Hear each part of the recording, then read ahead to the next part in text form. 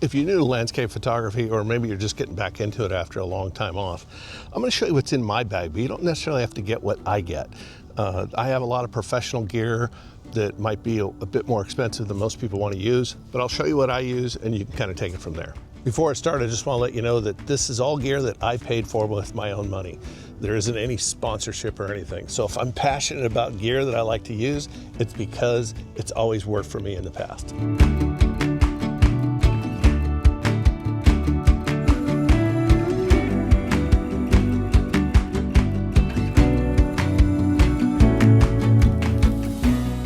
First thing I do is start with the bag. This is from Think Tank, and this is called the Streetwalker Pro. It's just a good size for a small kit, and it holds everything that I need, and I'll show you inside how it looks too. Let's start with cameras. So I like to use the Nikon series of cameras. I've used it all my life, and so that's what I've stuck with. But on this, I use the Z9. Now, I know it might be a little overkill for a lot of you, but the Z9 for me is a real workhorse of a camera, and I absolutely love it. But it retails for like $5 grand. So if you want to save a little bit of money, what I suggest people to do is take a look at like the Z8. They're almost identical. They're a little smaller. The Z8's a little bit smaller, and it has a little less battery life, and it's not quite as durable as a Z9, but it's still a fantastic camera. You still get 46 megapixels, and when you're working with landscapes, that's what you're looking for, is a lot of information. So if you have to crop, you'll be able to do that. So I use the Nikon Z9. You can get the Nikon Z9 for about $5 grand, but you can get the Nikon Z8 for about $3,400. So that's a pretty good difference in money that you can save and maybe put that towards lenses. Next thing here that I have is a strap. I use Peak Design, and that's just what I use. I like it because it really clicks on and off really simple. And it's a nice wide strap, so it's comfortable. But the fact that I can take it off quickly is really the key, because a lot of times when I'm shooting landscape, I take this strap off because once it's locked on the tripod, I'm secure that it's on there unless I'm walking away. So in this kind of case, I don't need the strap on, because sometimes the wind can blow the strap against the camera, and that's no good. I want to be able to take this off after it's secured onto the tripod, take it off, and then I can safely click it back on real quickly when I go to move to a different spot. On the camera, you'll see I have an L bracket. This is what I use to attaching it to the tripod, and I'll show you how that works in just a minute. But this is by Kirk Photo, and they do a fantastic job. They even include a little wrench down here to take it off, because this is not permanent, but I do leave it on almost all the time and very seldom take it off, because Kirk kind of planned ahead a little bit and left openings that you could plug your different cables in, which really works out really good. So this basically stays on my camera. When it comes to lenses, this is where I really have to make a decision. And I have lots of opportunity for different lenses, and I do bring them on different landscape shoots. But if I was pressed to say, what's the lightest gear, what's the normal thing that I would bring out, what's the one go-to thing that I would take if I'm gonna go to landscape photography, and it's gonna be this lens, the 14-24. It's a Z lens, and it's 2.8, and it really has a great field of view. At 14 millimeters, that's about as wide as I ever need to really capture like foreground as well as the background. And I can get all the way into 24 to crop that looks a little bit more normal without having anything really dramatic looking in the image. So it really gives you a pretty good range of use. Now, other lenses, you know, I might take the 24-70, which is a pretty good lens too. It gives me a little bit longer. So if I'm gonna do panoramics, then something like that, I would like the longer lens. I've also brought out my 135, and the 135 is, you know, you can get a really close-up view of things, and so you can either build your scene that way or just capture, you know, a shallow depth of field in an area of the landscape, which is, to me, is a lot of fun. So there's lots of different lenses to choose from, but when really pressed, 14-24 is what I'm going to take. Now you see this big wide area here. What I use is Kase filters. And so the Kase filters I use are Revolution, I think they're Revolution Plus, and they all fit in this little bag, and what I'll do is I'll take out whatever filter I want to use. So a lot of times I'm going to use the circular polarizer. I almost use that all the time. And then if I want to have some neutral density, you know, to darken it so that I can photograph, say, a waterfall and have it smooth, then I have the different stops. I have 3 stops, 6 stops, and 10 stops. So 3 different neutral density filters. Now I have used the variable neutral density before. I had a very expensive one. I got rid of it. I didn't like the way it looked, because when you're turning it, it kind of had some strange effects like you sometimes get with a polarizer, and I didn't find it to be super even. So I don't mind using the case filters because they magnetically just click right into place. And you know, they're really easy to move, and we can stack them. So they're 112 millimeters, right? Which means if you have other lenses, you can get a step down ring, and they're way bigger than any other lenses, so you're not going to get any vignetting from that. So these filters, the case filters and the case filter line, just find the filter size that you want, and you can get a whole array of different filters from them. And magnetic is the only way to go. If you like this kind of content, take a second, hit the like button, and then go ahead and subscribe to the channel. If you're not already, ring that little bell icon so YouTube will remind you of my next video. You can always reach me via email, terry@imagelight.com. Or if you'd like, the best way to get a hold of me is leave a comment in the comment section. I read all of them and I get back to all of them.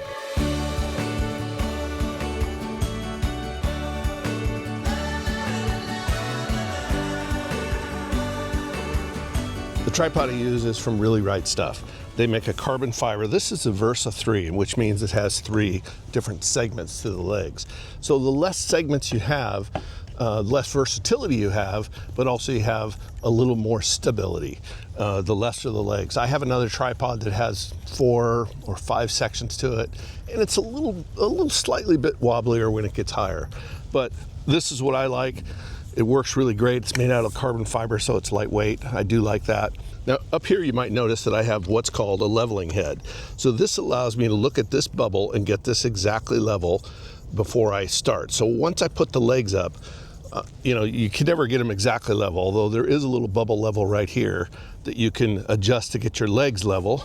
And this will allow you to get the top of the tripod, the base of the tripod, exactly level. And then of course you have a level up here, so when you attach your camera, you can make sure that's level if you want. Now, obviously level isn't something we need for everything, but for panoramics, it's essential to have everything level before you start your panoramic.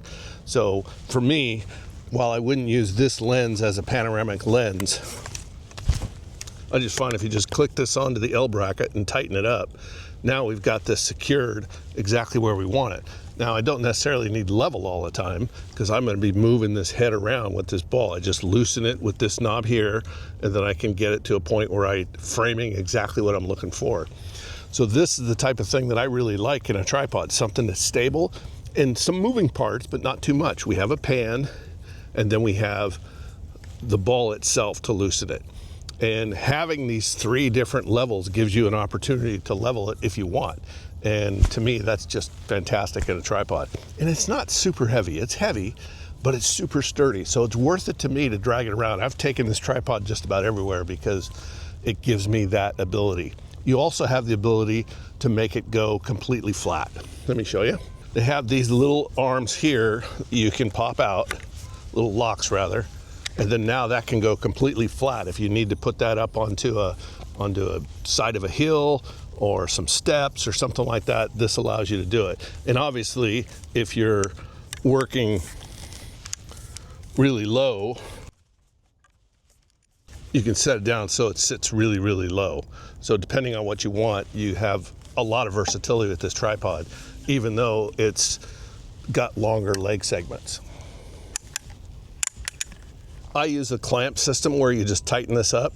It doesn't really affect anything. It's just, they have some that have levers that snap them really quickly, but I just use the clamp one here. I'm fine with it. And then I just feel like I've really got it secure.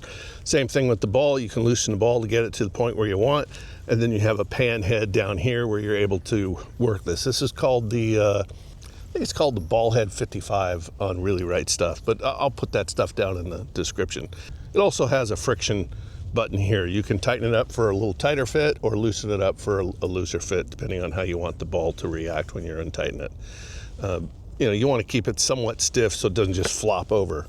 And of course, you have the ability to put this on vertical if you want in this part of this tripod. However, that's the thing that I really love about the Kirk L bracket is normally, of course, we use it like this in horizontal, but if I want to use it vertical, I can just click it right on. I just click it right into vertical, and now I've got a vertical shot, which is super simple. One of the things you might notice is these knuckles are the twist type. So this allows me to tighten it and really kind of make sure that I know it's tight. I know they have the ones that have the little clamps. I'm not really a big fan of those because I had one time where I was clamped and I thought it was good and my camera was all mounted on it, and I stepped away and then I could just see my camera sinking down because one of the legs locks didn't work. So I'm just a little gun shy over the years. I like the ones that are tight, that you can tighten yourself as opposed to a clamp. Next thing I have that's kind of tripod related are these little metal feet. I'll show you what these things look like. And they're little sharp edges, so you can replace the nubs on the bottom of this tripod. So if I want to just take and unthread this, now I have sharp edges here, not just a rubber little foot. But you do got to remember to take these off, especially if you go into somebody's house with hardwood floors. It's frowned upon. These are sold by Really Right Stuff, and they're meant to go on the feet of their tripods. But I imagine you can buy aftermarket, get a spike or something like that that has the same thread, and you could just thread that on. But these work really good, and they really hold really good on rock. And that's what I like. When I'm out shooting on rock or hard surfaces, I grab this. Or if my tripod's going to be in the water under with rocks that are smooth, I use these and click them on, and I take off the rubber feet for that. As far as cards go, I use the Lexar 256 gig cards. I'm just happy with how fast these are. 1900, I believe, is their transfer speed. It just seems to work well. I've had good success with Lexar. I haven't had card failures, so knock on wood, it stays that way. Cards are just depending on what you like and what works best for your camera. You know, I use the CFexpress B, so that's what I have to have for this camera.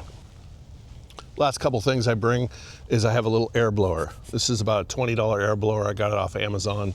And when you're out shooting, it doesn't hurt to just give this a little blow and blow off any dust that might be on the front or on the back of your lens before you attach it. It's just a super handy little thing, and it prevents you from going, phew, and then maybe either putting some kind of moisture on top of the lens, or worse yet, in the winter time, it gets cold and you get condensation. You gotta wait for that to get off your lens. So, little air blower, 20 bucks, well worth it. This one actually sits has a little weight on the bottom, so it's always sitting upright. Also carry a cable release. This is as simple as they get. This is a Nikon MC-30, and this connects to the side of the camera, and I can fire it from here. There's nothing special about this at all. There is a lock to it, but other than that, nothing to it. Just on, off, fire the camera from an extended distance away, so you're not touching the camera when you fire it. Attaching a cable release is one of the simplest ways to really improve your sharpness, because you're firing the camera from here, not actually touching the camera when you're taking the picture. Super inexpensive product that really everybody should have, especially if you're shooting landscapes, because sometimes you're going to be shooting where you've got a waterfall and you've got a slow shutter speed, and any vibration that this picks up is going to soften that image and make it not as sharp. If you're having problems getting sharp images, check out my ebook, Razor Sharp Nature Photography. It's sold exclusively on my website. I'll leave a link in the description below. But it's a great asset where you can go to and look at all the ways to improve sharpness in your images. Also, always keep a couple of lens cloths. Always have those. You know, if you get them with your eyeglasses, I just keep throwing them in here until I have lots of them in every bag, because you never know when you need to wipe something off or clean off the top or the grease on the back of your eyepiece or your LCD screen, something like that. You gotta have something to clean it with, so always bring a little cloth. So that's just about everything that I use when I'm going out for a landscape shoot. So yeah, it's lean, right? I've got my camera and I got my tripod, and that's it, one lens. That's how I normally am gonna travel in setting up to go do landscape shots. Now, if you wanna get a bigger bag, you can bring more lenses, have more choices. Choices are great, but in my case, I try to lean it out so things are light and I can get to where I'm going easily. Now you have a peek inside of what you take on a landscape shoot. Now, it's not for everybody. This is how I do it. One lens, one camera. Force myself to move around and find the things that fit my lens. You don't have to do it that way. You can bring a whole pack of stuff if you like, so you have a lot of variety, because variety is great if you don't mind packing it out with you. In my case, I'm trying to lean it down, and I lean on the things that I know have worked in the past. All right, that's it for this week. See you next time.